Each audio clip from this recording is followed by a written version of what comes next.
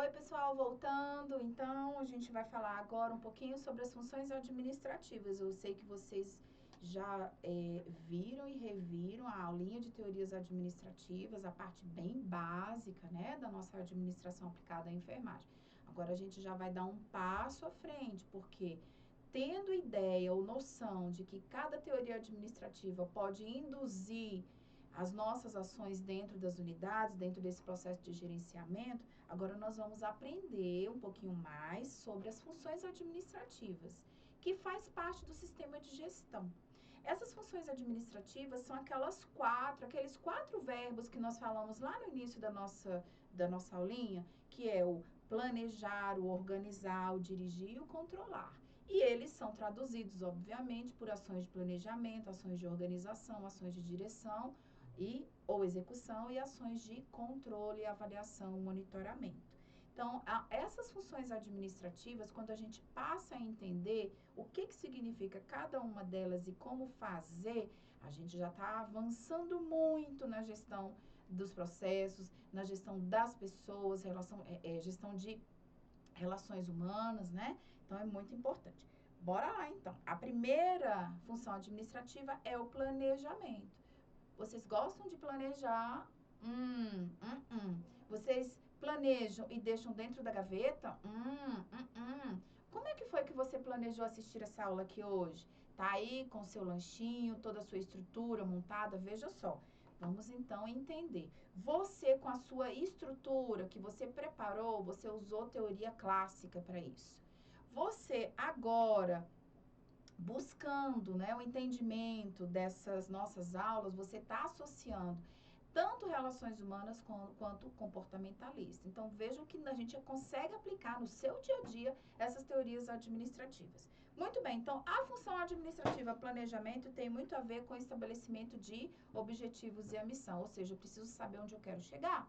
Se eu não sei quais os objetivos e esses objetivos devem ser os mesmos da organização, provavelmente eu vou ter dificuldade em alcançar aqueles resultados esperados ou que se esperam das nossas ações enquanto gestores, ok? Professora, por que você fala tanta questão de gestor? Eu não sou gestora, eu sou enfermeira. Olha só, você é uma enfermeira, mas que você tem embutido o processo de gestão de pessoas, gestão de unidades, gestão do cuidado, ok? Então, você é uma gestora, você é um gestor, tá bom, meu querido, minha querida? Muito bem, dentro do planejamento, você precisa examinar quais as alternativas possíveis para se alcançar ou se executar aquelas ações. Não adianta a gente fazer planejamento com ações escalafobéticas que a gente não consegue executar. Então, tem que ser plausível. Nossas ações, elas precisam ser plausíveis, elas precisam ser execuíveis, elas precisam ser reais, ok? E essas alternativas precisam ser examinadas. Também é necessário identificar a necessidade de recurso. Qual recurso você vai utilizar? Você está assistindo aí a nossa aulinha, que recurso que você está utilizando? Você está bebendo água? Está a garrafinha do lado? Olha, cuidado, você é da saúde, tem que beber água. Você está usando aí um marcador de texto? Você está usando aí um caderninho, uma caneta? Ou seja, todas as suas ações devem ser previstas ou planejadas dentro dessa lógica de função administrativa. Não dá para a gente simplesmente agir afrouxadamente. E aí o planejamento, ele tem muito a ver com o que nós enfermeiros fazemos, que é a sistematização da ciência de enfermagem. O que é a SAI? A SAI nada mais é do que o planejamento da nossa assistência. Ok, pessoal? Nela a gente vai estabelecer qual o objetivo de cada prescrição, de cada técnica, de cada cuidado que está sendo prescrito ali. Nós vamos ver as alternativas que são utilizadas para que isso seja realmente realizado. Nós vamos aí determinar quais são os recursos necessários para que nossa assistência seja executada. E, obviamente, nós vamos criar as estratégias necessárias para que esses objetivos sejam alcançados. Então, se você consegue ter essa visão de planejamento, apenas com essas 4 linhas, você já está num bom caminho, porque você realmente está entendendo o que é o planejamento. Gente, planejamento é algo simples. A gente não precisa inventar a roda já foi inventada. A gente só precisa fazer as adaptações necessárias, ok? E aí, esse planejamento, então, ele precisa ter algumas características. Deixa registrado aí. Ui, perdão, caiu. Peraí, pessoal, peraí. Voltei. Ó, até a Natália riu. Calma, deixa eu me recompor. Ai, meu Deus do céu, coisa chique. Gente, então, o bom planejamento, as características de um bom planejamento, ele já caiu em prova. Então, é importante você entender quando que um planejamento ele vai ser considerado bom. Quando ele tiver objetivos claros, quando ele for simples, quando ele não gerar uma dupla interpretação, ou seja, não apresentar nenhuma ambiguidade, ou todo mundo leu aquilo e é aquilo que todo mundo tem que entender. Ninguém pode entender algo diferente. Quando ele for estável, sob o ponto de vista de execução e não ficar mudando o planejamento o tempo todo. Não é uma questão de não ser flexível, é muito diferente em se ter uma estabilidade do planejamento e... Peraí, deixa eu chegar mais para cá, assim, para vocês verem. É muito diferente a gente ter uma estabilidade no planejamento e uma flexibilidade. A flexibilidade do planejamento é quando for necessário alterá-lo, ele vai ser alterado, ok? Então, para se adequar à realidade. Esse planejamento, ele precisa ser econômico, precisa ser realista, ele precisa possibilitar a análise dos recursos que vai ser necessário, do recurso que tem existente ali para execução, ou possibilitar a busca de novos recursos para que você possa, de fato, executar. Você precisa analisar as fases que esse planejamento vai seguir. Ele precisa estar voltado para o futuro. Esse futuro, ele pode ser um futuro curto, médio ou a longo prazo, ok? Então, a gente precisa pensar nesses prazos para executarmos o planejamento. E ele precisa ser importante para a sua unidade. Não adianta planejar algo que não é importante. Então, ele precisa ser importante, precisa ser racional, ele precisa se auto-justificar, ou seja, a pessoa tem que ler ali o planejamento e ela vai ver que com aquelas ações realmente é necessário, a gente está precisando executar essas ações para melhorar os resultados. E, obviamente, isso vai fazer com que esse planejamento reconheça o próprio ambiente estrutural, né? Reconheça o próprio ambiente que ele se direciona, tá bom? Esse planejamento, então, ele pode ser de duas formas. Existe o planejamento normativo e existe o planejamento estratégico. Esse planejamento agora que está passando aí na sua telinha é o planejamento normativo. Ele tem 7 etapas e ele segue exatamente essas etapas rigorosamente. Ele também é chamado de planejamento diretivo, tá bom? Alguns autores trazem essa nomenclatura. Como é que eu faço esse planejamento normativo? É o mais comum que a gente tem. Primeiro, você tem que conhecer qual é a sua realidade. A gente só planeja em cima da realidade. Ele tem que ser real o planejamento. Então, a partir do momento que eu conheço a minha realidade, eu vou definir os objetivos, ou seja, onde eu quero chegar. A partir do momento que eu definir, olha, eu quero que seja alcançado isso, aí nós vamos, então, estabelecer quais são as ações prioritárias para que a gente alcance os objetivos. É a definição de prioridades.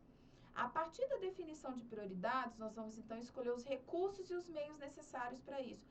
Muito cuidado nesse ponto de seleção de recursos. Por quê? Porque para se planejar, não se pensa primeiro nos recursos, se pensa primeiro nos objetivos. E aí, depois, as estratégias para buscar os recursos, elas são colocadas em prática, ok? Então, não se pensa em recurso em primeiro lugar, se pensa em objetivo. O recurso, ele pode ser alcançado, ele pode ser realmente alcançado, de modo que se tenha ali o planejamento executado. Aí, a gente executa o plano que se propôs a fazer, desenvolve de fato e vai aperfeiçoando. O planejamento não tem conclusão, ele tem aperfeiçoamento. Muito cuidado com isso, já foi outra questão de concurso, tá bom? Então, planejamento normativo se aperfeiçoa, não se conclui. É estranho falar que não tem fim o planejamento, mas é dessa forma. Por quê? Nós não inventamos a roda, a gente sempre faz as adaptações necessárias. Por isso que é importante o quê? Conhecer a realidade, fazer as adaptações. Esse aperfeiçoamento, pessoal, é por conta do aperfeiçoamento para se adequar à realidade vivenciada. De um ano para o outro, muitas coisas mudam. De uma semana para outra, que é o futuro a curto prazo também, devem ser revistas ações que foram planejadas dependendo do prazo, ok? Bom, para executar esse tipo de planejamento, a gente pode utilizar alguns instrumentos, como, por exemplo, o cronograma. O cronograma... Ih, tá sem a imagem. Ixi. O cronograma nada mais é isso daqui, pessoal, ó. Então, eu tenho um quadrinho, ok? E aí, você vai colocar a data. Então, hoje, que dia é hoje, Natália? Hoje é dia 22. 22. Então, 22/12. E eu estou com uma ação para ser executada. Qual é a ação? Aula. Então, eu vou aqui executar a aula. Então, o cronograma, ele é muito simples. Ele associa data com ação, ok? É essa a lógica do cronograma. Muito bem. Mas você pode utilizar o famoso gráfico Gantt. O gráfico Gantt, ele nada mais é do que o cronograma mais detalhado. Então, vejam só, em vez de eu colocar, deixa eu apoiar a minha mão aqui, que aí eu desenho melhor. Em vez de eu colocar só o dia, eu vou colocar o dia 22, mas eu vou colocar manhã, tarde, noite. E aí, cada período, eu vou executar uma ação. Então, o gráfico Gantt, ele é o cronograma mais detalhado. Então, eu posso dar uma aula aqui, aula 1 de manhã, eu posso dar a aula 2 à tarde e a aula 3 à noite. Eu tenho um detalhamento do dia 22, enquanto que no cronograma só estava lá aula dia 22. Então, o Gantt detalha mais o cronograma. Na verdade, nós estamos mais acostumados a detalhar mais um cronograma, ou seja, a gente acaba chamando o Gantt de cronograma, mas é um outro instrumento muito importante, tá bom, pessoal? E o outro que nós temos é o gráfico PERT. O gráfico PERT nada mais é, PERT é uma sigla em inglês e Gantt é o nome de quem criou. Mas o PERT é uma sigla em inglês, onde nada mais é do que o sequenciamento de passos. E geralmente as diretrizes assistenciais, as guidelines, os protocolos, eles seguem essa linha de gráfico PERT. Como? Eu tenho aqui o passo 1, que, por exemplo, no infarto agudo do miocárdio, qual seria a primeira ação a ser feita dentro de um paciente, na detecção de um infarto do miocárdio? Então, determinada ação é ação 1. Após isso, eu vou para a ação 2. Depois, vou para a ação 3. E assim por diante, até você atingir o alvo.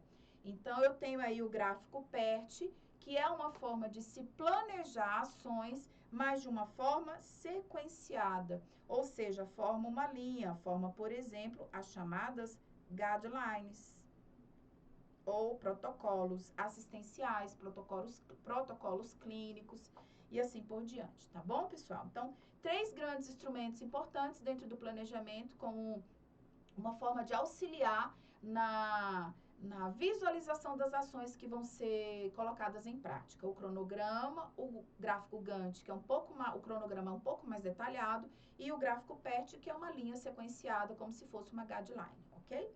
Muito importante isso na hora do seu concurso, que são nomes que aparentemente não são comuns, e examinador de banca, de concurso, adora fazer isso, ok? É algo super simples. Muito bem. Importante também você identificar quais são os tipos de planejamento existentes. Para isso, você vai imaginar que toda organização ela é um triângulo, dessa forma.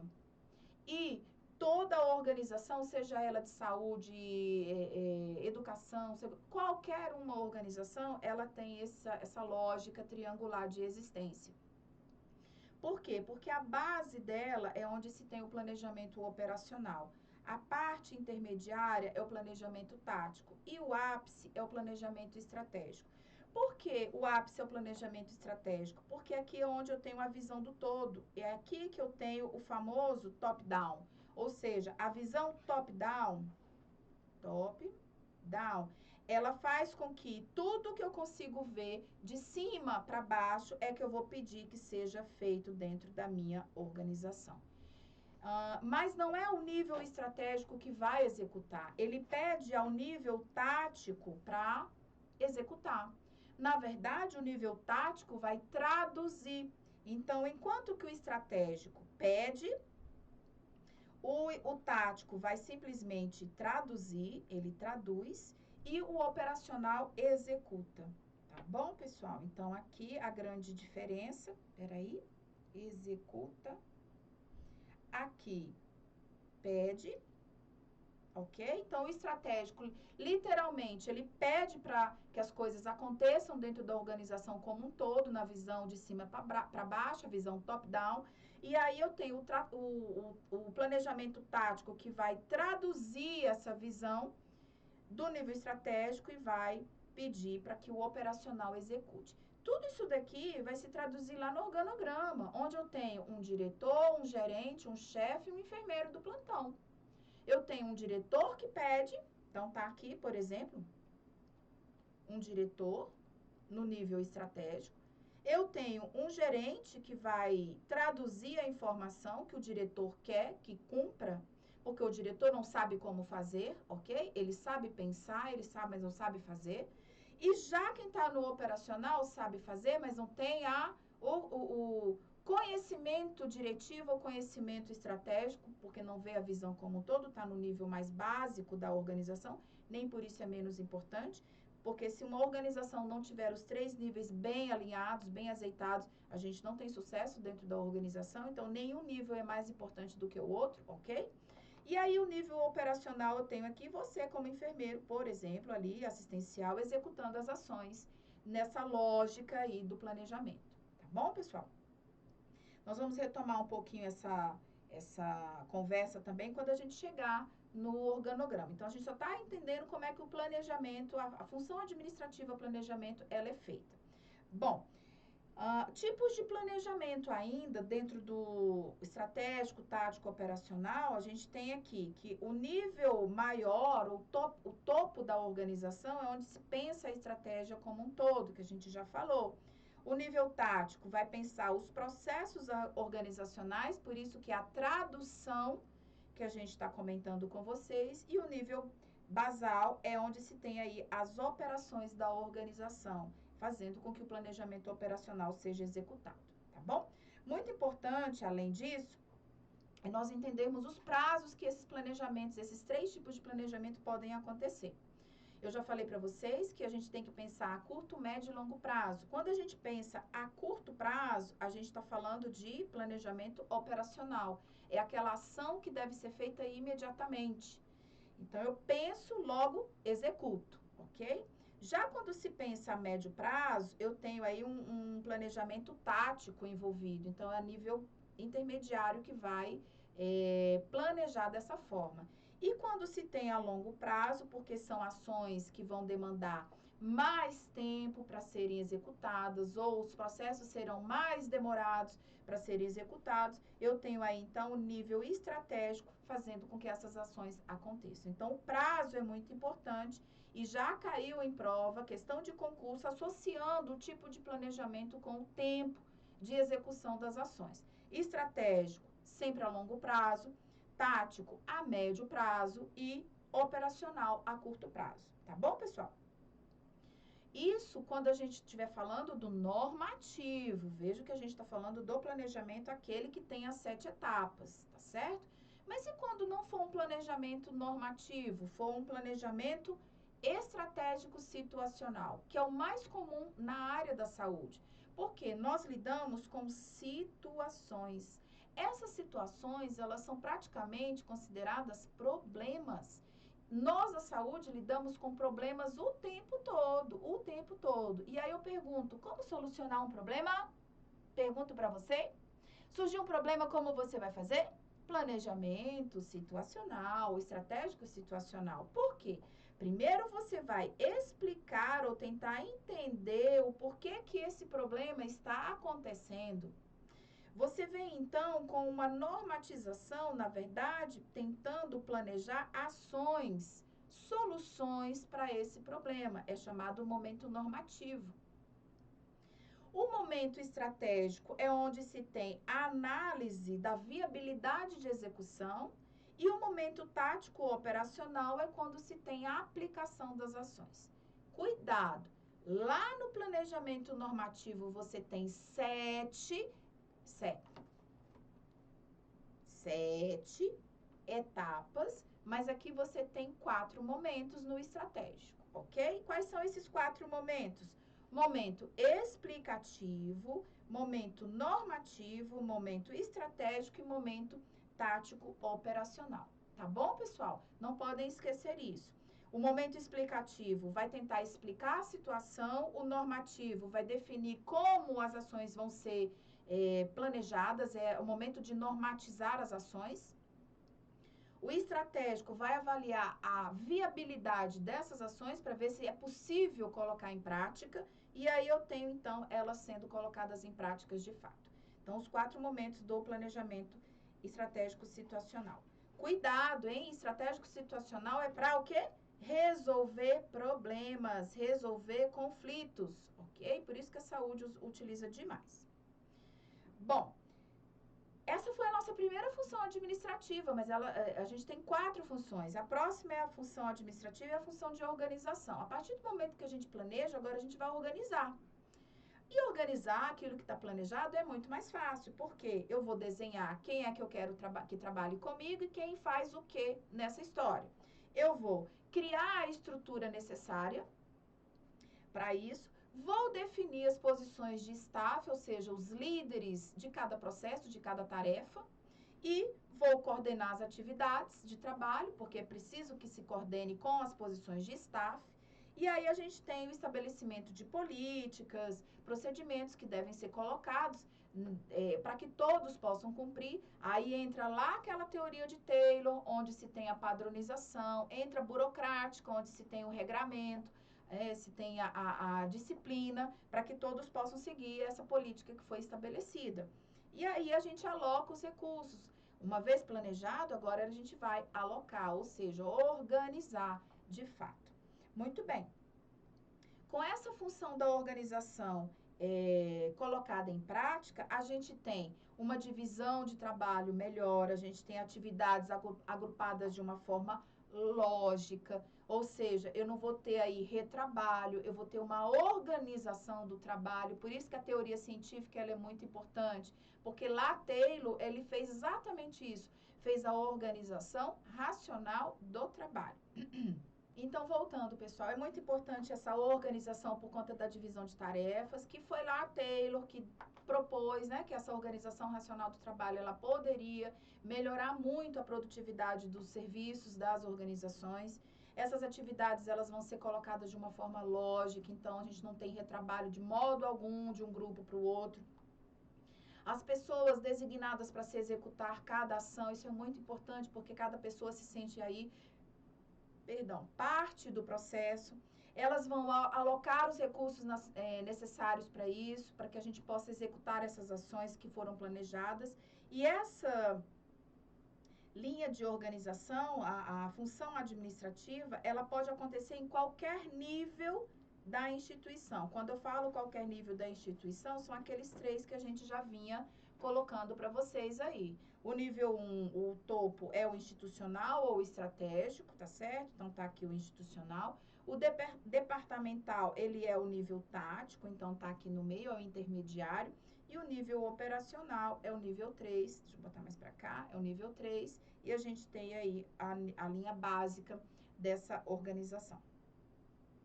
Próxima função administrativa, e aí as coisas vão ficando mais fáceis da gente entender, é a função administrativa de direção ou execução propriamente dita. É aqui que nós vamos conduzir e motivar os nossos profissionais de enfermagem, os nossos colaboradores, né, para que eles possam juntos cumprir as metas organizacionais, aqueles objetivos que a gente tanto quer alcançar lá no planejamento, é agora que a gente tem que falar para todo mundo, vamos alcançar, vamos trabalhar dessa forma, dentro desse padrão, para que a gente possa alcançar determinado objetivo. Para isso é necessário estabelecer comunicação ou canal de comunicação mais adequado, né? Hoje em dia se usa, inclusive, tecnologias ou mídias adequadas para o trabalho, de modo que se tenha aí um canal de comunicação para que todos saibam o que está acontecendo dentro da organização.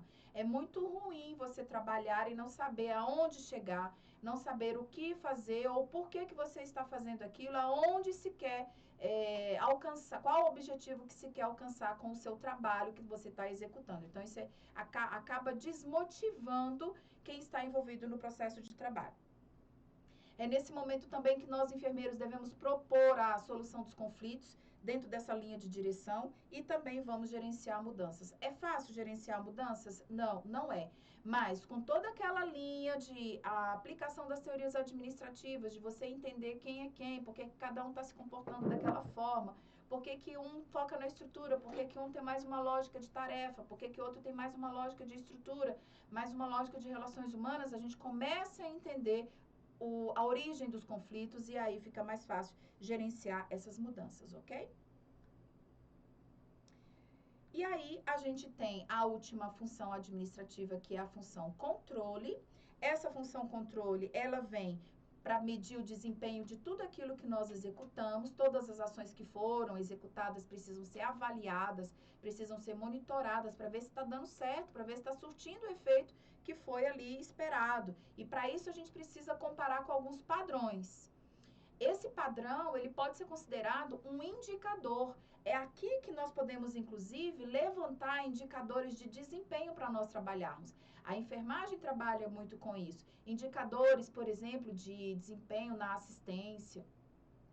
Indicadores de processos, né, relacionados, por exemplo, ao surgimento de úlceras de pressão, a taxas de queda de paciente, enfim, quedas, acidentes laborais, acidentes com pérfuro cortantes. Então, são índices importantes que estão dentro da fase controle, da função administrativa controle, que já fazemos isso, apenas estamos encaixando, colocando cada coisa no seu lugar dentro das funções administrativas. E com isso é necessário agir corretivamente.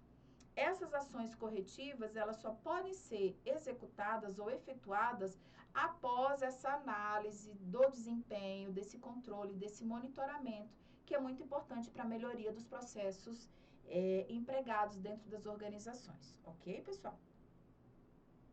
Muito bem. Então, em resumo, nós temos aqui que o planejamento, ele vai estabelecer objetivos, missão, ele vai examinar as alternativas, ele vai determinar as necessidades de recursos e ele vai criar estratégias. Já a organização vai desenhar os cargos e tarefas, vai criar a estrutura, vai definir as posições de staff e, o que mais aqui?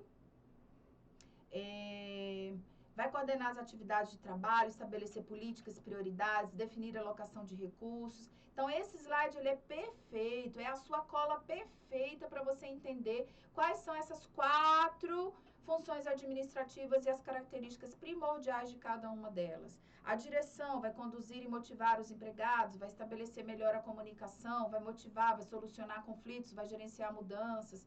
E na fase controle, você vai aí medir o desempenho, né? Você vai estabelecer comparação com outros padrões e vai agir corretivamente. É lógico que vai construir indicadores de acordo com a sua realidade, tá bom, pessoal? De fato, nós temos aí que essas funções administrativas, elas vão colaborar muito com o processo administrativo em si. Por quê? Todo processo administrativo, ele vai sofrer uma entrada dentro desse sistema de gestão. Esse sistema de gestão é exatamente essas 4 grandes linhas: o planejamento, a organização, a direção e o controle. Essa entrada, ela pode ser um problema. Entrou um problema e nós vamos lançá-lo no sistema de gestão. Para solucionar o problema, eu vou planejar ações, eu vou organizar as ações, ou o que é necessário para que essas ações sejam executadas. Essas ações serão executadas e serão monitoradas. Esse problema já não vai ser um problema mais, mas ele vai sair com um resultado, seja positivo ou seja negativo.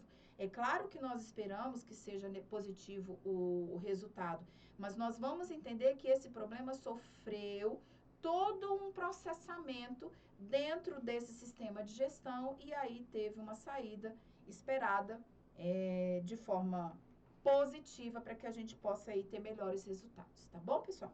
Nós voltamos e a gente já volta com um tópico bem interessante, fica aí, não sai daí, tá bom?